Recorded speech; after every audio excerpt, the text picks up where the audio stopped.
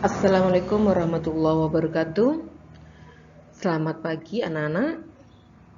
Ibu akan melanjutkan pembelajaran berikutnya, yaitu pembelajaran 6.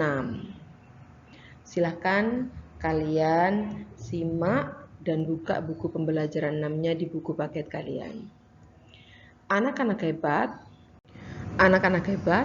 pada pembelajaran 6 ini kita akan membahas bahwa alat gerak manusia berperan penting dalam kehidupan manusia. Seluruh aktivitas manusia melibatkan yang namanya alat gerak. Oleh karena itu, alat gerak itu harus kita jaga dan dipelihara agar aktivitas tubuh tidak terganggu. Salah satu caranya yaitu dengan menjaga alat gerak dengan melakukan aktivitas sesuai dengan kemampuan tubuh dan tidak berlebihan atau terlalu berat. Aktivitas yang wajar tidak akan membebani tubuh, sebaliknya aktivitas yang berlebihan akan membebani tubuh kita. Jadi anak-anak, tubuh akan mudah lelah dan kehabisan energi. Anak-anak hebat, bagaimana cara kita mencegah terjadinya kelainan pada organ gerak? Yang pertama, untuk menghindari kelainan kaki X yang merupakan bawaan sejak lahir, maka ibu hamil dianjurkan untuk memperbanyak mengkonsumsi sayuran. Silakan kalian baca sendiri di buku kalian di halaman 180 tentang bagaimana cara mencegah terjadinya kelainan pada organ gerak. Silakan kalian baca sendiri di buku kalian, di situ sudah ada. Nah, berikutnya nomor 4, agar terhindar dari osteoporosis dianjurkan untuk mengkonsumsi makanan dan minuman yang banyak. Jadi anak-anak, mulai dari saat ini, sekarang ini kalian harus banyak mengkonsumsi sayuran, karena sayuran itu merupakan makanan yang baik atau yang bagus untuk tulang kita atau tubuh kita. Berikutnya, setelah itu kita akan mempelajari bagaimana cara kita dapat menyembuhkan lordosis dengan cara olahraga. Kemarin Ibu sudah menjelaskan kelainan pada organ gerak pasif, yaitu organ tulang, ya, yang mana ada osteoporosis, kemudian ada lordosis, ada skoliosis dan kifosis. Lordosis itu adalah kelainan tulang sikap duduk yang salah sehingga tulang belakang itu melengkung pada daerah lumbalis. Ya. Jadi anak-anak, bagaimana cara menyembuhkan lordosis dengan olahraga? Yang pertama adalah latihan otot perut dan pinggang. Latihan ini dapat dibantu menjaga kestabilan tulang belakang saat adanya pergerakan tungkai. Yang kedua, duduk pada bola game. Silakan kalian baca sendiri. Yang ketiga, latihan otot paha dan punggung bawah. Yang keempat, latihan otot perut. Tadi itu adalah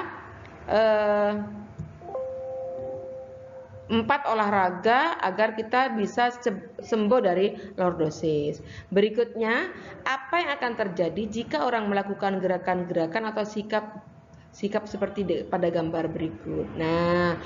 Yang gambar pertama ini adalah gambar meme sedang membaca buku. Sikapnya itu menurunkan, tulang punggung akan terasa sakit. Bukan hanya kita belajar membaca buku sambil tiduran, kita juga bisa melakukan yang menyebabkan tulang punggung akan terasa sakit pada saat kita melihat HP sambil tidur. Ternyata itu tidak bagus ya nak ya. Yang gambar berikutnya ada seorang anak sedang menggendong karung. Tulang punggung membengkok ke belakang. Kalau tulang punggung membengkok ke belakang itu namanya apa sayang? Iya betul, kifosis. Gambar yang pertama, anak-anak sedang tidur di kursi. Maka ini saat bangun tidur leher terasa kaku atau sakit. Kemudian gambar berikutnya, kalau misalkan kamu belajarnya dengan cara seperti ini, maka akan menyebabkan tulang belakang melengkung ke samping atau disebut dengan skoliosis. Gambar berikutnya, apabila kalian sedang naik tangga, turun tangga, kalau terus-menerus maka tulang belakang melengkung ke belakang atau ke depan. Jadi anak-anak, itu adalah contoh dari kegiatan kita apabila kita melakukannya dengan tidak benar. Berikutnya, nah, sebagai kegiatan literasi, silakan buka bukunya halaman 183 sampai dengan 184. Nah, kalian sebelumnya sudah Ibu ajarkan tentang ciri-ciri komik dan jenis komik kan? Nah, sekarang Ibu akan mengulang kembali bagaimana langkah-langkah membuat komik berikut. Yang pertama, menentukan gagasan atau ide tema cerita yang akan dibuat. Berikut beberapa tema dalam pembuatan komik, yaitu fiksi ilmiah, khayalan, kemudian fantasi, drama, komedi, histori, fabel. Nah, yang kedua menentukan karakter tokoh utamanya. Yang ketiga baru mendeskripsikan watak. Yang keempat membuat alur cerita. Yang kelima menggambarkan sesuai alur yang telah dibuat. Nanti contohnya nanti ini ada ya. Berikut contoh langkah-langkah membuat komik. Temanya Ibu akan mengambil tema khayalan. Karakter tokohnya, nah nih, ini Ibu beri karakter tokoh seorang penyihir. Nah, paman penyihir namanya. Seorang penyihir yang tinggal di desa siluman. Ia tidak menguasai banyak ilmu sihir, tetapi suka berkebun daripada melakukan pekerjaan sihir.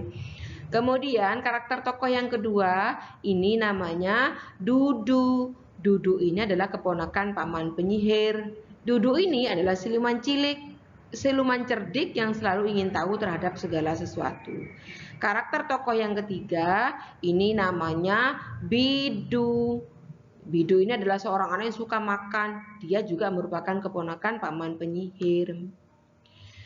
Bidu ini juga dijuluki sebagai siluman kecil yang suka makan. Karakternya dia cuek dan masa bodoh dengan kejadian-kejadian di sekitarnya. Nah, setelah kita sudah membuat karakter tokoh, baru kita membuat alur ceritanya. Seperti apa itu? Nah, ini alur ceritanya. Paman penyihir tiba-tiba merasa persendian kakinya sakit. Dudu, keponakan paman penyihir, lalu membuka buku dan menganalisis penyakit pamannya. Kemudian Dudu mengajak pamannya berobat ke dokter. Nah, silakan kalian baca sendiri di rumah. Contoh gambarnya seperti ini. Nah, sudah dibuat kan? Ini adalah gambar komik dengan disesuaikan dengan alur cerita. Setelah kita, nah tugas kalian pada pagi hari ini adalah kerjakan buku paket kalian halaman 186. Jangan lupa diberi tanggal kamu mengerjakan tugas. Nah, seperti ini anak-anak ya. Yaitu tugas kalian adalah menjelaskan tentang pengertian komik dan ciri-ciri komik. Itu ada di buku kalian semua. Di buku paket kalian. Jadi kalian hanya tinggal menyalin saja sayang ya. Nah, anak-anak, kesimpulan pembelajaran 6 ini adalah mencegah lebih baik daripada mengobati. Maka rawatlah organ gerak kita sebelum ada gangguan. Nah, anak-anak, itu saja pembelajaran 6 pada pagi hari ini. Pesan Ibu buat anak-anakku tercinta, saat mengerjakan tugas difoto, kirim ke grup paguyuban kelas 5. Tetap semangat belajar, patuhi protokol kesehatan, jangan lupa sholat, dan terima kasih. Wabillahi taufiq wal hidayah. Wassalamualaikum warahmatullahi wabarakatuh.